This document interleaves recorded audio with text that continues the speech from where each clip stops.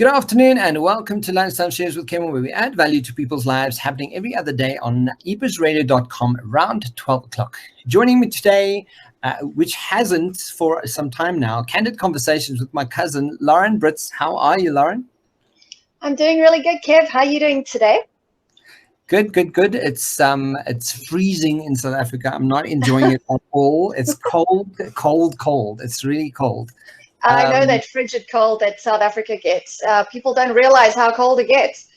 I guess, we just think it's hot all the time. Luckily, it's only 3 months, but here in South Florida, it's been cloudy, rainy, and very, very humid and very hot.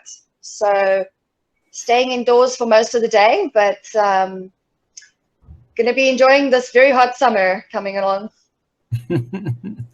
So, Lars, we haven't spoken in a while, but we've been, chatting offline. And one of the things that's really come up in the last couple of months, in the last couple of months, is a few conversations, but also in the last week, I've actually experienced this. And I'm in the fortunate position to be part of the Neuroscience for Business in Leadership at MIT, and we're going through doing a lot of assessments.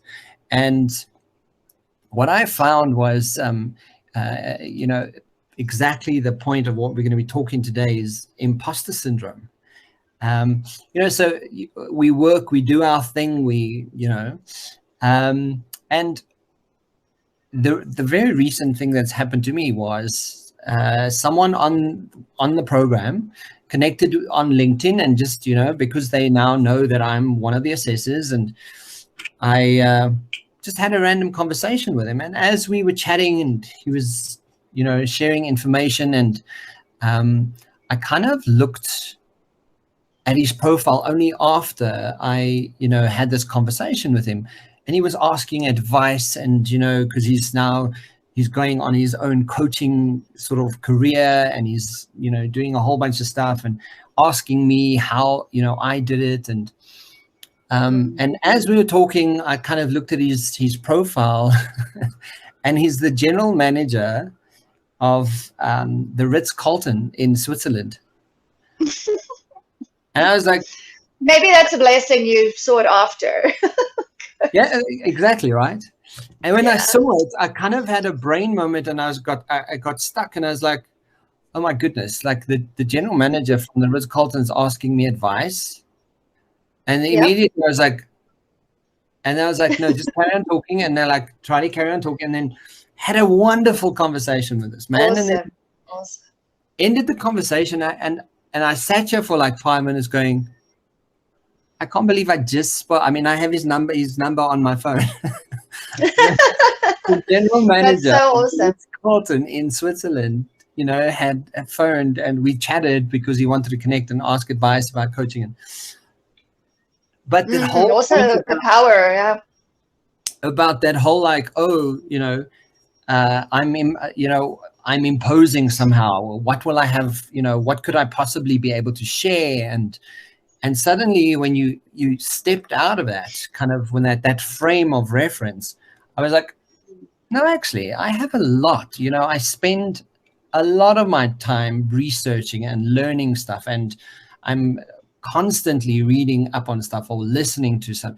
There's this constant learning that I'm doing around what I do for a living, and I have wonderful success in my business and with people. And you're not essentially an imposter in your own self. It's right? A crazy thing. How have you experienced the imposter syndrome? So, in my industry in particular, and I think this, permeates in all industries, but the creative industry, and as a photographer, people are like, you're a photographer, but really it's not a good definition of what you actually do. That's just a description of a camera and pushing the button. But actually what you do is such a creative process. It's so unique to every person that actually you can't impose, because it's unique to who you are. But it takes a long time to realize that. I think the imposter syndrome for me comes in, like you say, a lot of times it will creep into the actual work every now and then, like who am I to do this? But it creeps into the relationships for me often.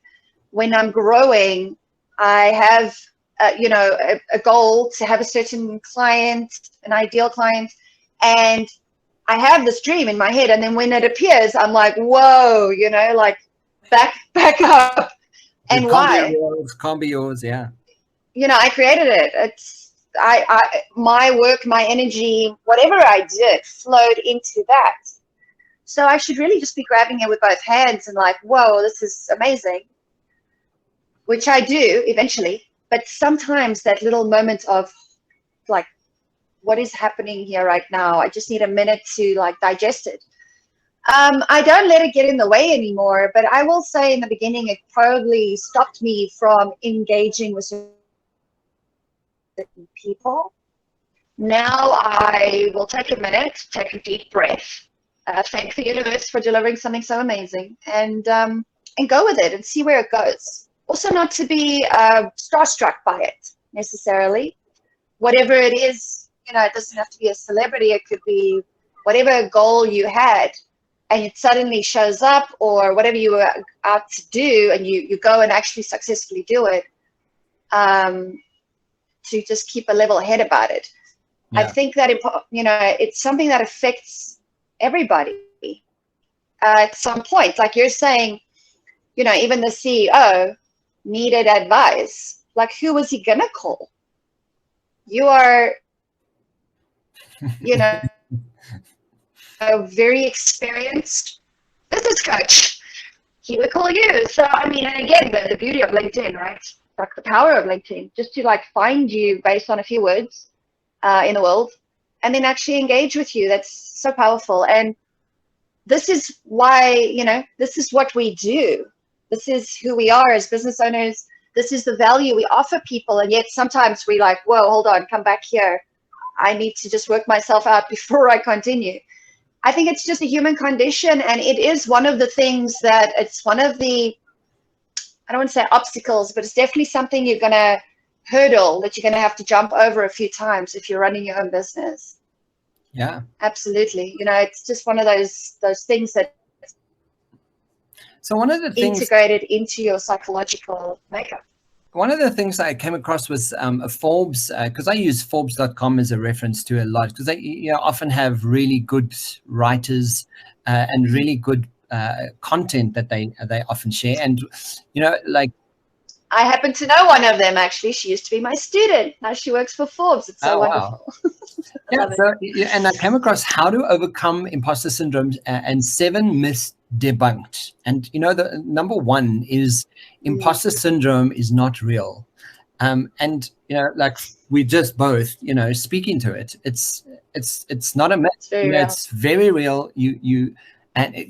People sometimes self-sabotage to the degree that they won't actually take action to the new client or an opportunity purely based on the fact that they actually have this imposter syndrome that they just can't get past.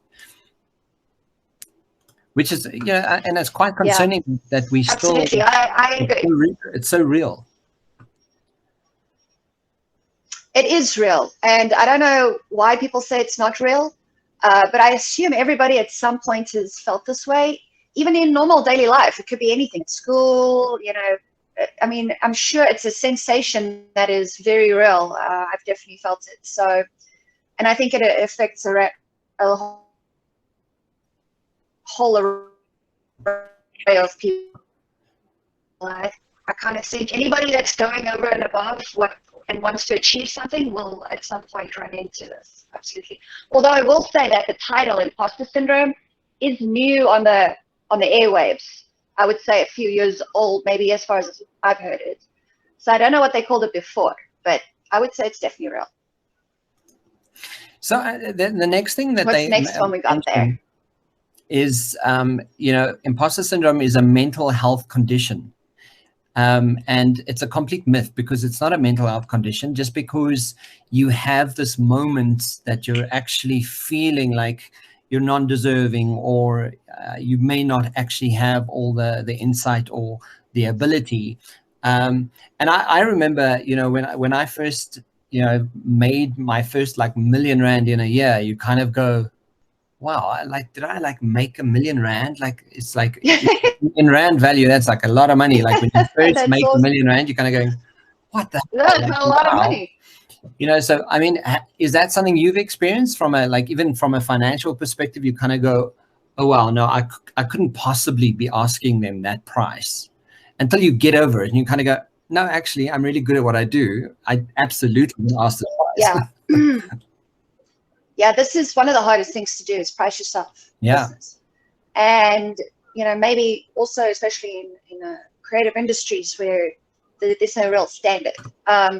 So I would say that it's not a mental health issue as far as it being a condition. It's not a condition. It's not schizophrenia, but it is part of keeping mentally healthy. Yeah. And it's just one of the things you run into. And a good idea is to find a way it or a person or something to do when that happens. You don't want to lose opportunities. You want to be able to move through it. You want a tool that you can use to move through it when it happens again later on. That would be mentally healthy. But yeah, I don't think it's a mental health issue as far as that's concerned, as far as it's a disease or anything like that. But it's definitely something that shows up absolutely in the mental health section. Yeah. So one of the number 3 here, which you're gonna love, is imposter syndrome only affects women. Woo! It's like, really? Yeah. Do men have some sort of genetics that allows them not to have this? So the UK study found who says stuff like that? Well, I can imagine who says stuff like that, to be honest. 52% of female respondents said that they suffer from this, and 49% male. But across all age groups, from men and women, up to 82% of professionals have said that they actually suffer from imposter syndrome. 82%. I can imagine anyone who, again, it's across the board. Maybe every now and then you get that person that's like, whatever. But I do think it's across the board at some point. Like think of an actor, or who has to like go and literally impose and be somebody else, and become something else and do a good job of it on an international stage. I'm sure that they suffer from that as well. I'm sure that the guy at McDonald's probably suffers from it on some level. But definitely doesn't just affect women. I think maybe women are more open to talking about it. I don't know if that's true or not. But I definitely think it affects everybody. I haven't really heard men talk about it so much to me, but then I am serving a lot of women a lot of the times. So I just have those conversations with more women. But this affects everybody. And even in those statistics, the men is higher than the woman. So that's pretty interesting. So another thing, is another myth is that imposter syndrome is your fault. So this is one, according to Forbes here, saying this is 100% false. Sensitive strivers are most susceptible to imposter syndrome because of their heightened perceptiveness, depth of processing emotions, thoughts, and the world around us. So purely based on the fact that you genetically, have a predisposition to being sensitive, you might, struggle with a bit of imposter syndrome more than other people. So, it's 100%. I can attest to that. Yeah, that is quite a myth. It's something that's going to affect every human. It's definitely not your fault. How could it be? What did you do to deserve it? It's a condition of the voices in your head, if you want to call it that, your ego, trying to talk you out of doing something that you want to do, your spirit. And I guess if you take it back into psychology, we'll go back into the ego and all those other things that are happening. But it specifically says to you, you're not good enough for this, or you're not there yet, or maybe you should wait, or you're not good enough. That's the best one to use. So I would definitely say it's nobody's fault. It's not easy to talk about it, but it is very empowering. I'm a very sensitive person. I love how that article uses the word sensitive strivers. And, you know, let me just say, like, I'm genetically predisposed and when I say sensitive, I mean taking in stimulus from my environment and digesting it and processing it. So people like that are probably going to take in a lot more and try to process more. So definitely going to be a little bit harder, but you might get very skilled at it. So it eventually just becomes oh, there it is. Let me just take care of it and move on. So that could be cool too. Myth number 5, which I absolutely love this. It says the most confident people don't experience imposter syndrome. So it's a complete myth. So there is imposter syndrome disproportionately, and this is interesting, disproportionately affects people who are intelligent and capable. So paradoxically, the fact that you experience it pretty much proves that you aren't an imposter. Now, interestingly enough, the opposing phenomenon. Oh, the mind is a weird thing. There's an opposing phenomenon called the Dunningkruger effect, which is your cognitive bias that leads people to believe that they are more competent than they actually are, right? And that's the paradox, right? You kind of think, you know, you're having imposter syndrome and like there's something wrong, but actually, a heightened intelligence means that you're actually normal. Yeah, and if you were experiencing the other one, you may need to check yourself. The Dunning-Kruger, the Dunning-Kruger effect. The Dunning-Kruger. Poor guy, I don't know who they named that after, but it probably is the guy who found it. But that is so interesting because, yeah, in and of itself, experiencing imposter syndrome means you are actually not the imposter. Very interesting. So that's a good way to look at it.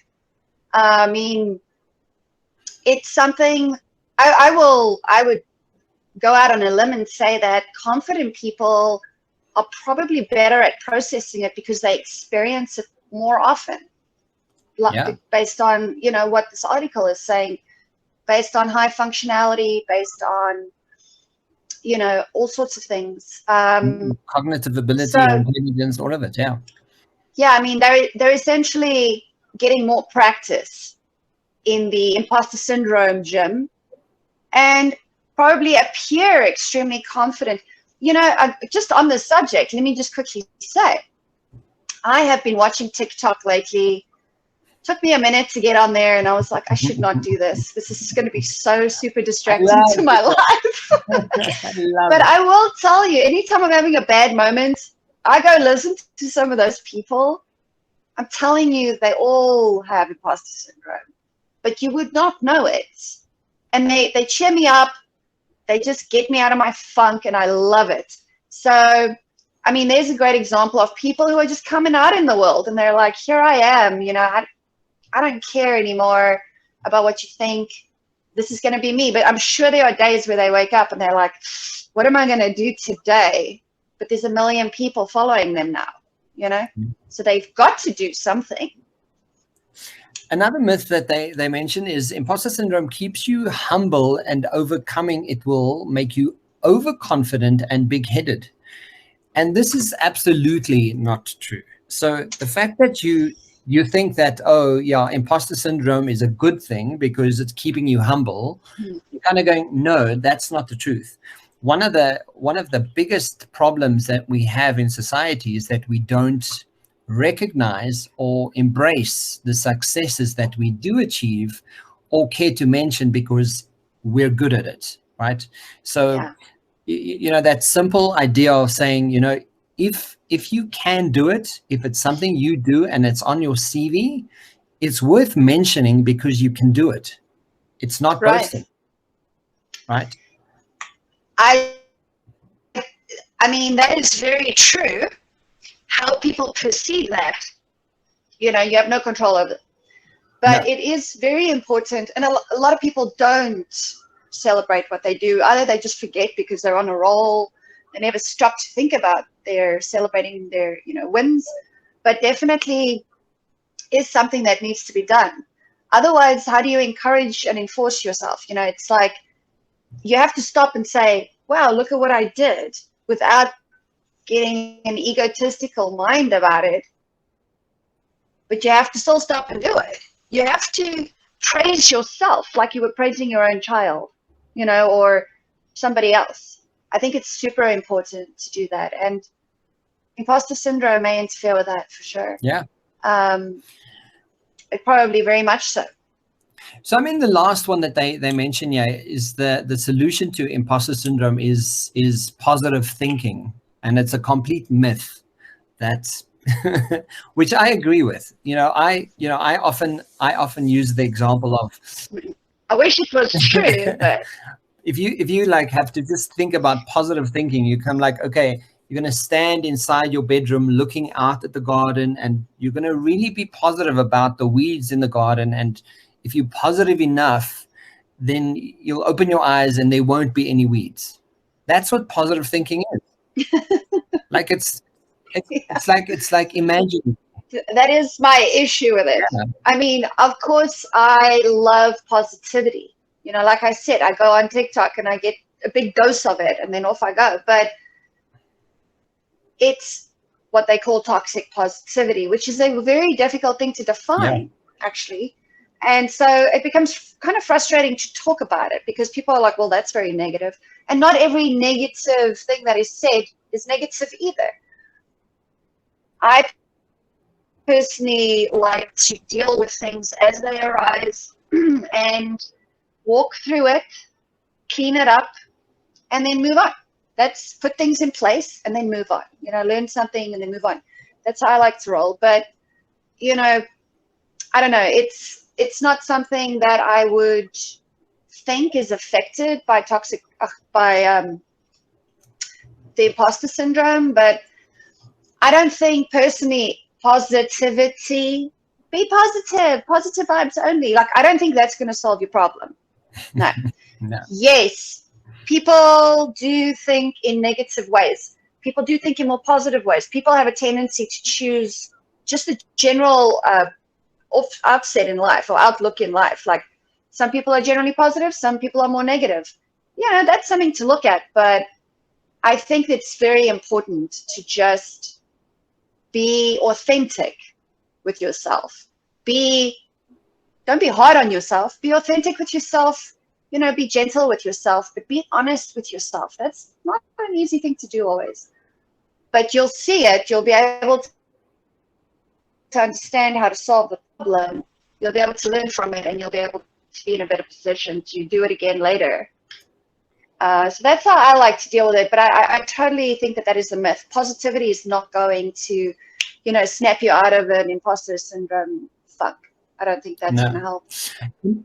In that fact, it might actually make it worse. Yeah, because you're thinking that something's going to change, and nothing eventually changes.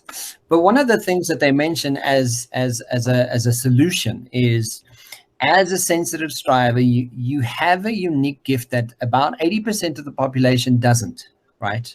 So the fact that empathy shows up for you, you're empathetic, emotionally intelligent, and conscientious.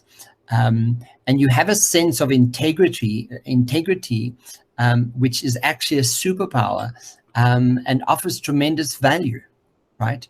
So when you consider it from that angle, and you're kind of going, oh, the fact that I have this imposter syndrome kind of thing going, have the awareness and come up with a strategy so that it doesn't become a debilitator for your life, and disable you in moments that you need to show up or really put something out into the world, but rather come up with a strategy, inform yourself, consider the emotional intelligence behind it, understand why you would be consistently doing this, and rather have a strategy in place than just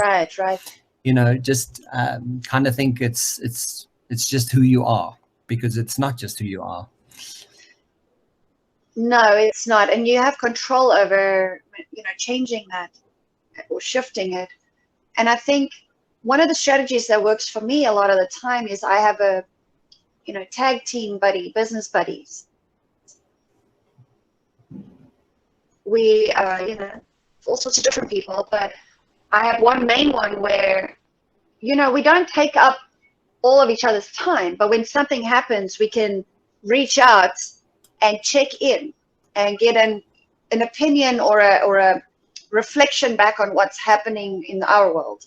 And that just helps sometimes put things in perspective very fast and very quickly. My business tag buddy can remind me of who I am and what I'm doing, and that I'm not an imposter, and to be authentic. If they see something that they should tell me, they can, and I can shift it.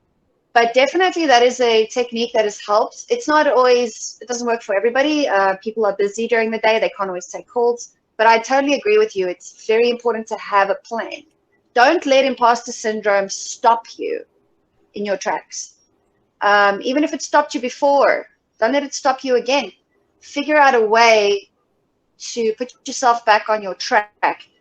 People need you. People need to see the people that are out in the world today. Everybody has a purpose. We need to see other people like this so that we can find what we're looking for in business and life and health and all that.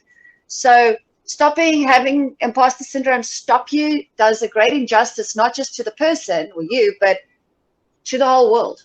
Yeah.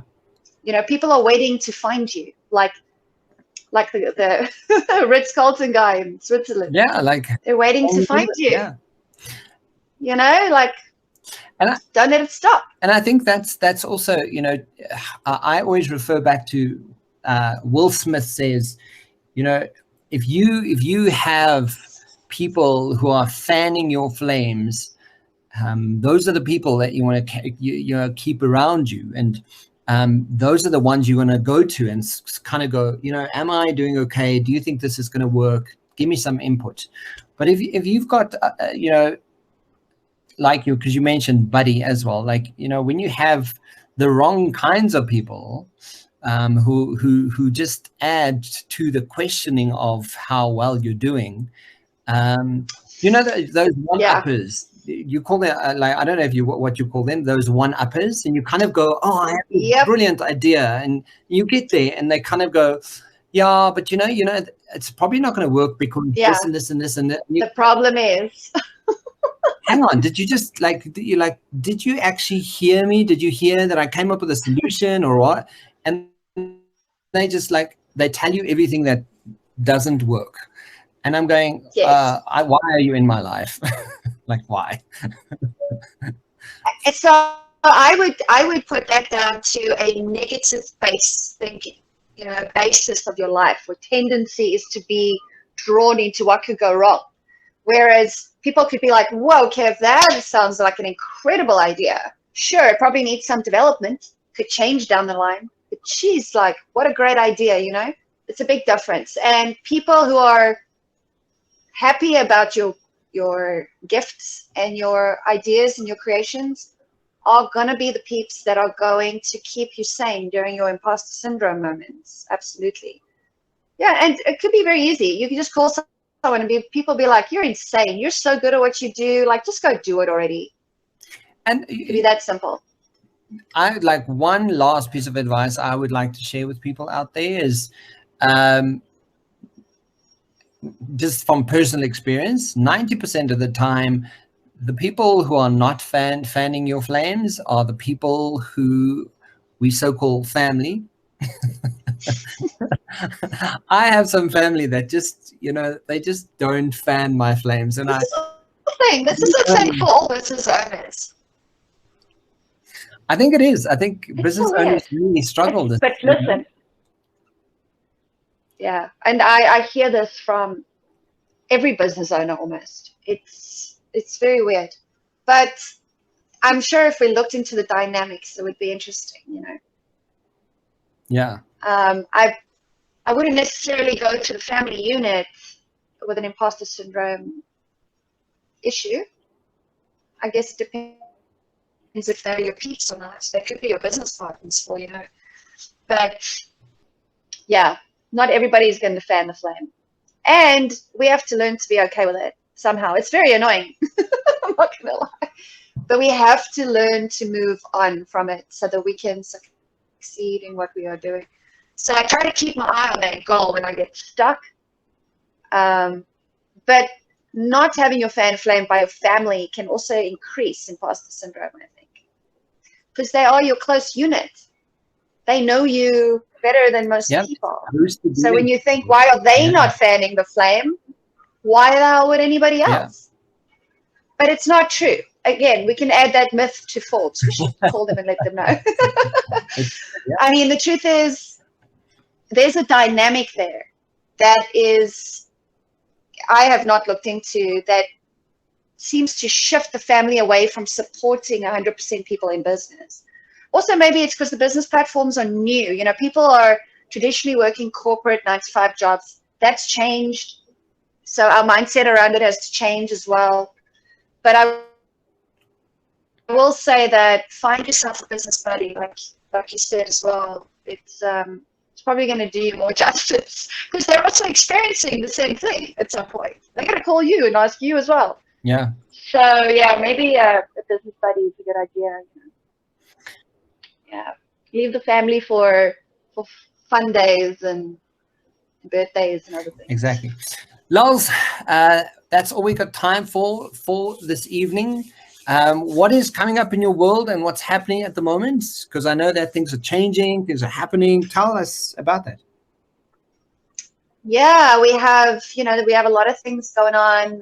We're currently serving ambitious entrepreneurs with business branding photography sessions. So if anybody is looking for me, you can get hold of me at www.laurenbritzphotography.com. Just click on book a complimentary consultation, and we can chat about how to create content that is super dynamic and will level you up above the rest in your business. It could be personal branding, it could be business branding, but super powerful stuff. Will definitely knock you out of imposter syndrome mode. Yeah. So yeah, if you're looking for me, you can just get hold of me there. And anywhere in the world as well. Next week, we're going to be chatting about, I know we mentioned it, or not next week, whenever our next one's planned, is we're going to be chatting about scaling your business and how difficult and challenging that can be from, going where you are to where you want to be. Because I've got some serious challenges that I still have, but me too. Got some amazing things that I've achieved and done. So it's gonna be a fun conversation. Last I cannot wait. Thank you for chatting. Awesome, Kev. Have a fabulous day. Keep warm in the winter, and we'll see you soon. Enjoy the sunshine. Thank you so much. Will do. Chat soon. Have a good week. Cheers. Bye.